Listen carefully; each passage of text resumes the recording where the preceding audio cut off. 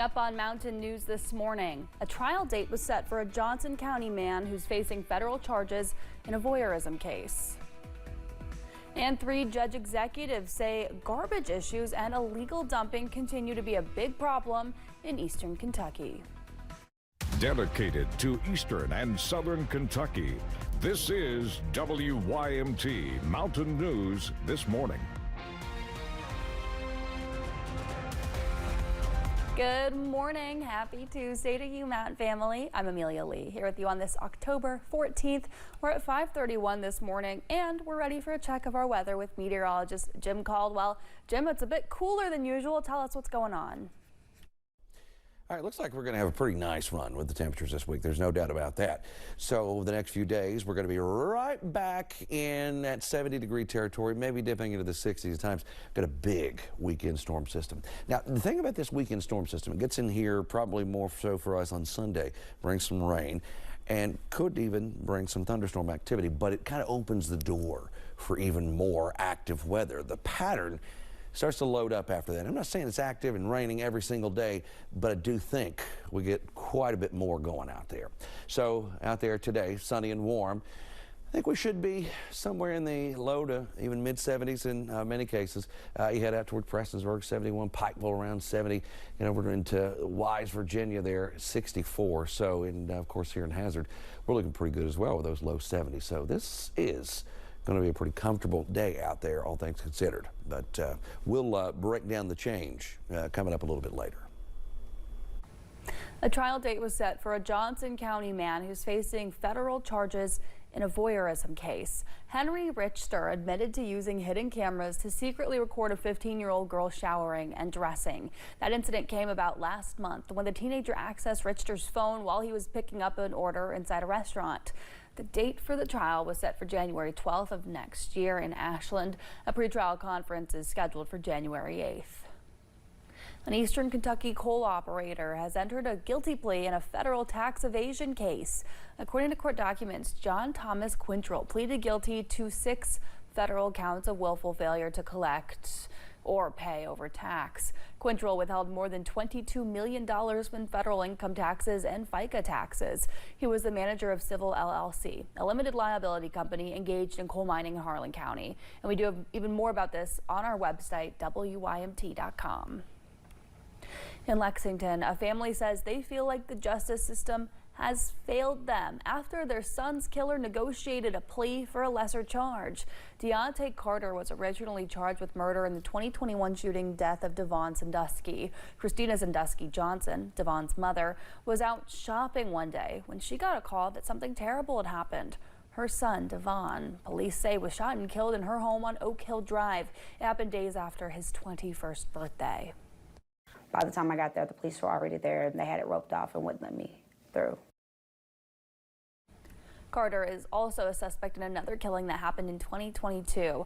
After taking an Alfred plea deal in the connection with the death of Sandusky, he faces 10 years behind bars. He's scheduled to be sentenced in this case on December 4th. Visitation services for a well-known former Southern Kentucky judge are underway. Walter F. Maguire died Wednesday in a crash. People are paying their respects at a Somerset church. Maguire was 82 years old.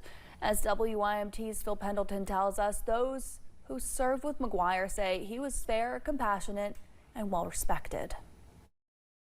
For 35 years, Judge Walter Maguire presided in various Pulaski County courtrooms, hearing cases and in many ways just helping people. I think he'll be most remembered for his compassion, especially with the families and the children that he dealt with. Marcus Vanover was an attorney in those family courtrooms as Judge Maguire listened and acted on a variety of family or domestic issues. And he says it was never a one-size-fits-all decision handed down. You know, what worked for one family who had been through one set of circumstances might not be the same for another family that went through a different set of circumstances. I also spoke with retired Judge Dan Venters, who told me that he began serving with Maguire in the late 1970s. He says that was a time when the current district court system was just getting started. It was a controversial time.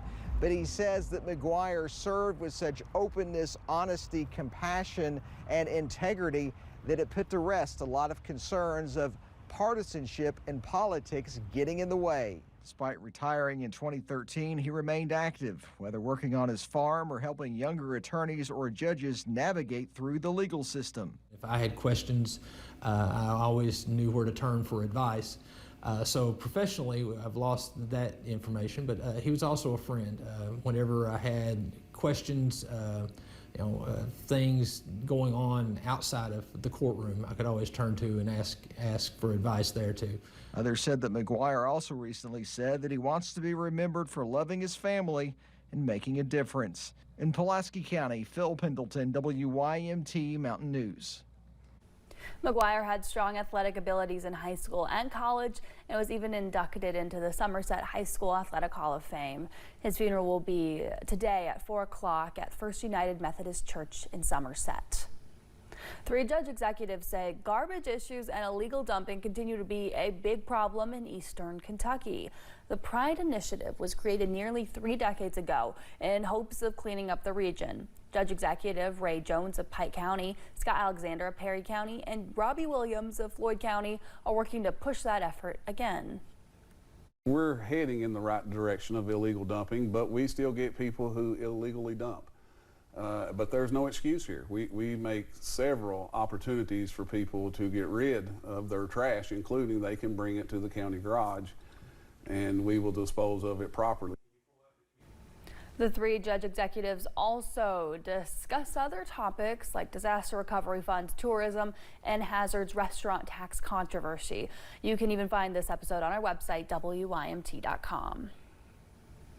In Shelby County, the courthouse annex reopened yesterday after a bed bug outbreak.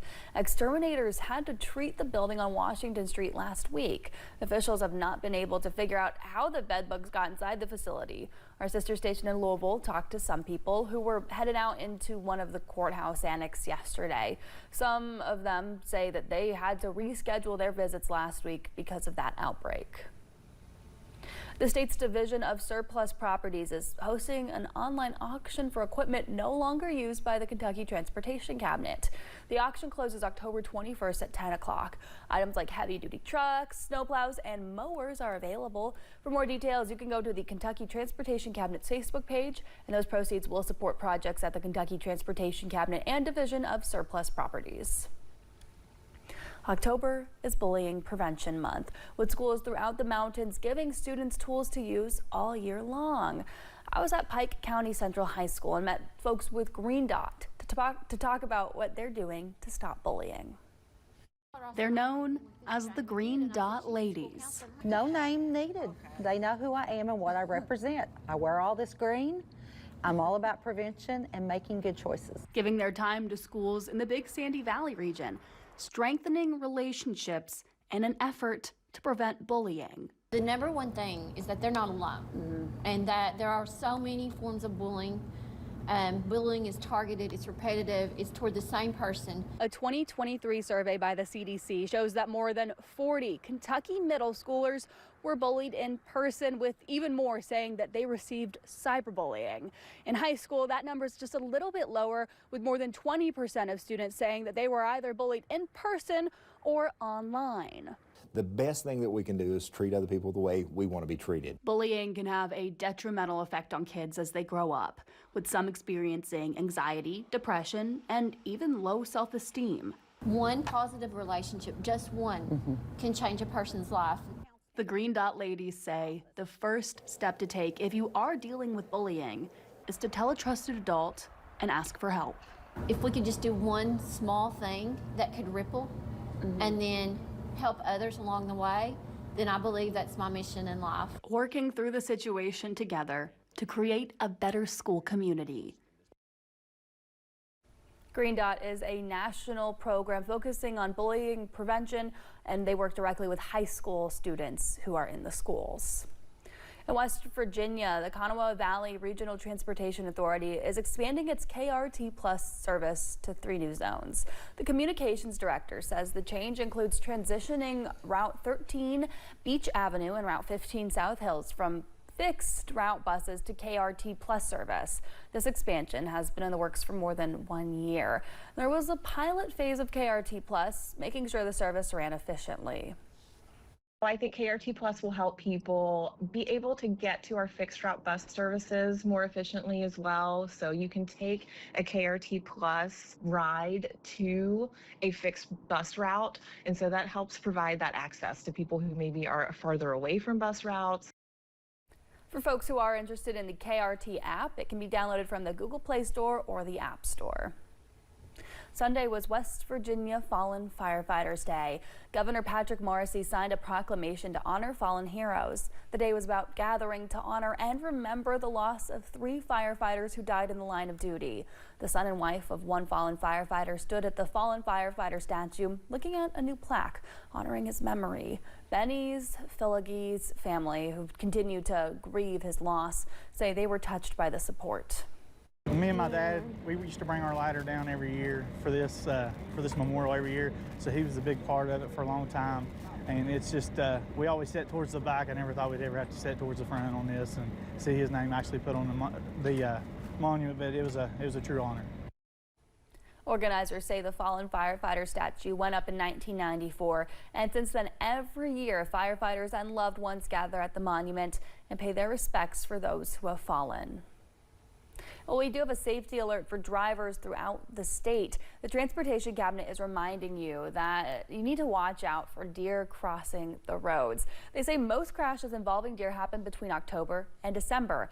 That's because it's deer mating season and they have to travel more to find food in the fall and winter. Remember, stay alert, especially around dawn and dusk. Slow down, too. Last year, there were more than 3,000 crashes involving deer in Kentucky.